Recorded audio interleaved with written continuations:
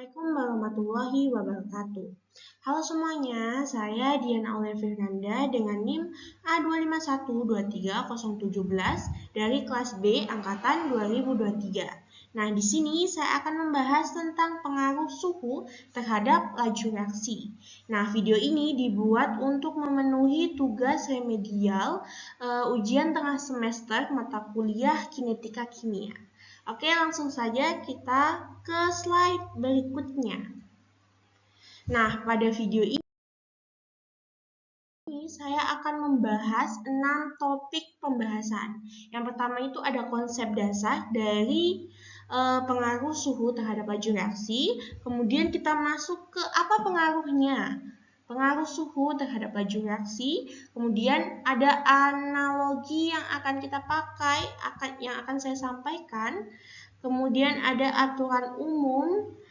Kemudian ada rumus pengaruh suhu terhadap laju reaksi. Dan yang terakhir terdapat contoh soal yang akan saya jelaskan. Oke, kita masuk ke yang pertama, yaitu konsep dasar dari materi ini. Reaksi kimia terjadi jika zat memiliki energi minimal yang disebut energi aktivasi. Nah, energi aktivasi ini diperoleh dari tumbukan antar molekul. Nah, semakin banyak tumbukan efektif, maka semakin cepat laju reaksi. Nah, terus apa hubungan suhu terhadap laju reaksi? Nah, untuk mengetahui hal tersebut, tentu kita harus tahu apa itu suhu. Nah, suhu itu merupakan bentuk energi yang dapat diserap partikel per reaksi. Nah, kenaikan suhu itu menyebabkan beberapa hal. Yang pertama itu energi kinetik partikel meningkat. Terus pergerakan molekul menjadi lebih cepat. Kemudian frekuensi tumbukan menjadi lebih tinggi. Kemudian jumlah tumbukan efektif menjadi meningkat. Nah, akibatnya reaksi berlangsung menjadi lebih cepat. Oke, kita masuk ke slide berikutnya. Terdapat kita analogikan apa yang sudah saya sampaikan sebelumnya. Itu ibarat dua mobil yang melaju cepat di jalan ramai. Nah, otomatis resiko tabrakannya menjadi lebih tinggi kan? Begitu pula dengan molekul. Semakin cepat gerakannya, semakin besar peluang bereaksinya. Nah, pada umumnya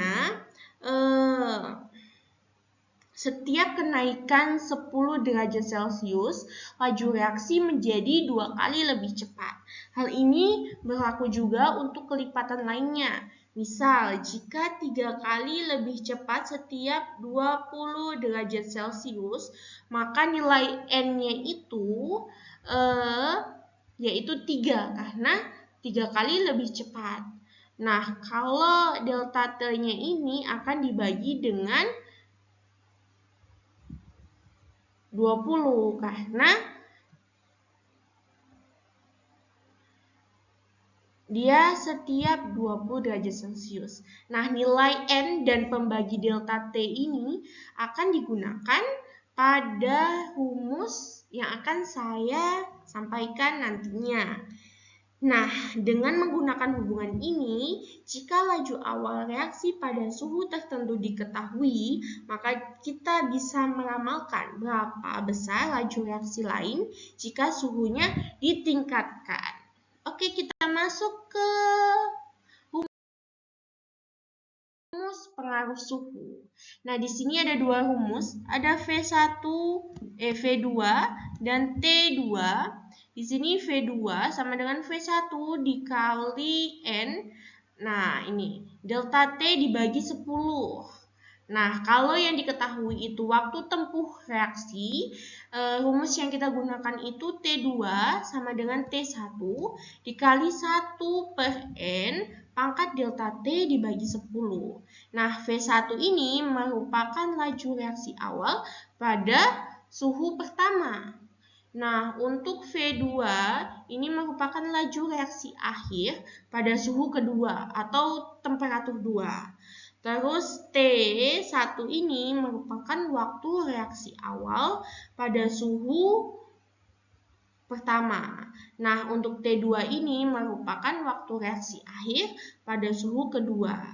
Nah, kenaikan laju reaksi itu nilai N ini itu merupakan kenaikan laju reaksi.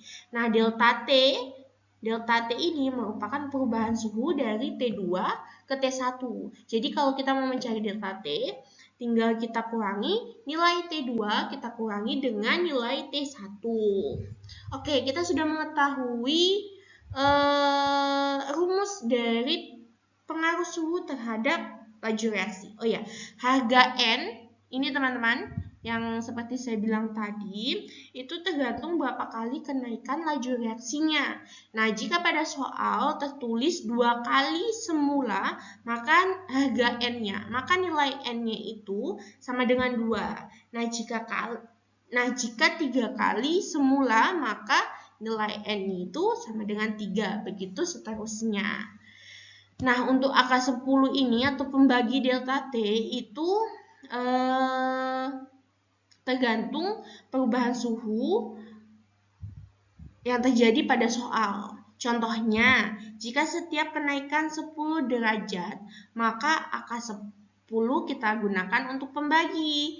Nah, tetapi jika dalam soal tertulis setiap kenaikan 20 derajat, maka angka 20 yang akan kita jadikan pembagi. Oke, kita sudah ketahui rumus yang akan kita gunakan. Kita implementasikan kepada contoh soal.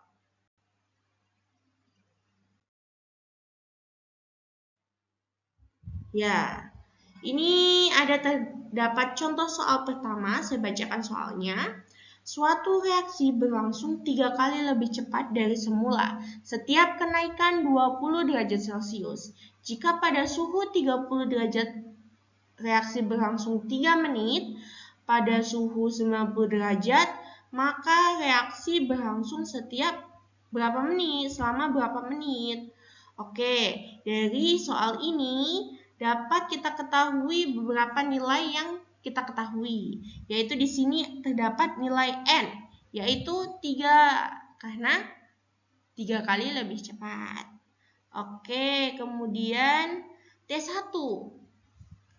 T1, oh ini, dari awal ya. Suatu reaksi berlangsung 3 kali lebih cepat.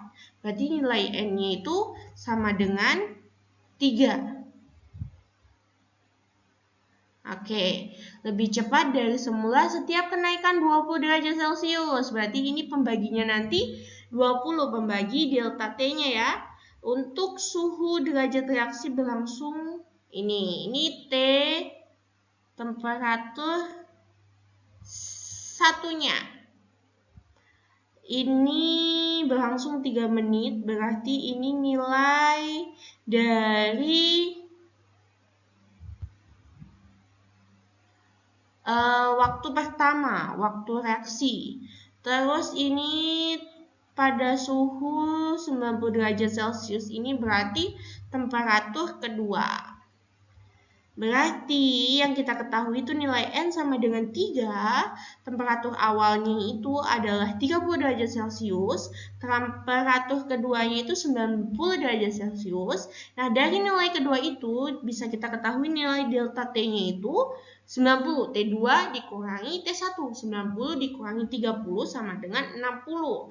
Nah, waktu reaksi awalnya itu kita ketahui 3 menit kan? Nah, 3 menit. Berarti yang kita cari itu waktu reaksi akhir. Rumusnya, waktu reaksi akhir sama dengan waktu reaksi awal dikali 1 per N pangkat delta T per berapa kenaikannya? Per 10. Itu jika kenaikannya per 10 derajat. Kenaikan suhunya setiap kenaikan suhu 10 derajat. Ini kan 20 berarti pembaginya jadi 20. Delta T 60, sudah kita ketahui 60. Nilai N itu 3, T1-nya itu 3 menit. Sudah kita substitusikan. Di sini kita bagi dulu 60 dibagi 30 jadi 3. Jadi 3 dikali 1 dibagi 3 pangkat 3. Oke, 1 pangkat 3 itu 1, 3 pangkat 3 itu 27. Jadi 3 dikali 1 per 27. Jadi 3 kali 1 dibagi 27. 3 per 27. Dari situ kita bagi sama-sama 3. Jadi 3 dibagi 3 itu 1. 27 dibagi 3 itu 9. Jadi nilai waktu reaksi akhirnya itu adalah 1/9 menit. 1/9 menit. Oke, kita masuk ke soal yang kedua. Saya bacakan soalnya. Laju reaksi meningkat 2 kali setiap kenaikan suhu 10 derajat Celcius. Jika pada suhu 30 derajat Celcius, laju reaksi A tambah B menghasilkan hasil adalah 4 kali 10 pangkat min 4 molaritas per sekon. Maka laju reaksi pada suhu 60 derajat Celcius adalah, nah dari soal tersebut bisa kita ketahui itu ada nilai N-nya 2 kali, pembaginya itu ada 10. Temperatur pertama itu ada 30. Oke, ini ada laju reaksi awal. Ada 4 kali 10 pangkat minus 4. Oh, ini ada temperatur akhir 60 derajat Celcius. Temperatur 2. Jadi nilai N-nya itu 2, T1-nya itu 30, T2-nya itu 60 derajat Celcius. Jadi nilai delta T-nya itu 60 dikurangi 30. Jadi hasilnya nilai delta T-nya itu yaitu 30. Laju reaksi awalnya itu ada 4 kali 10 pangkat minus 4 molaritas per sekon atau mol per liter per sekon. Maka yang ditanya itu V2 atau laju reaksi akhirnya itu berapa? Oke, kita gunakan rumus laju reaksi akhir sama dengan laju reaksi awal dikali N pangkat delta T per 10 atau berapa kenaikan suhunya. Oke, kita substitusikan nilai yang kita ketahui. Di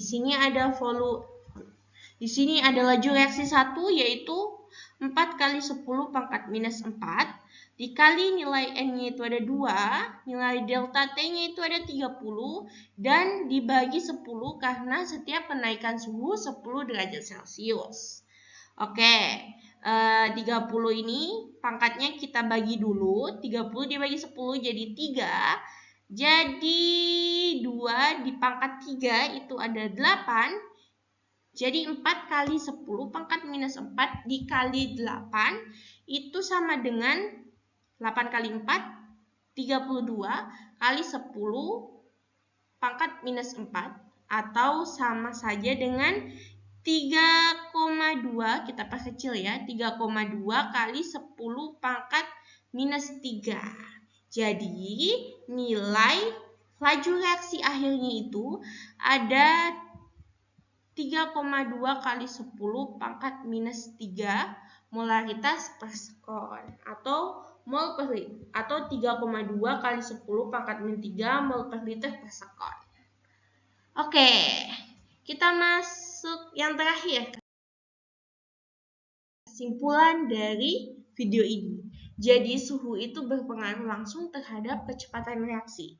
Semakin tinggi suhu, maka semakin cepat laju reaksi. Bila bisa dihitung menggunakan rumus eksponensial sederhana berdasarkan nilai delta T dan nilai N. Oke, sekian saja itu video dari saya. Maaf jika ada salah kata. Terima kasih sudah menonton. Saya Diana Aulia Fernanda undur diri. Terima kasih.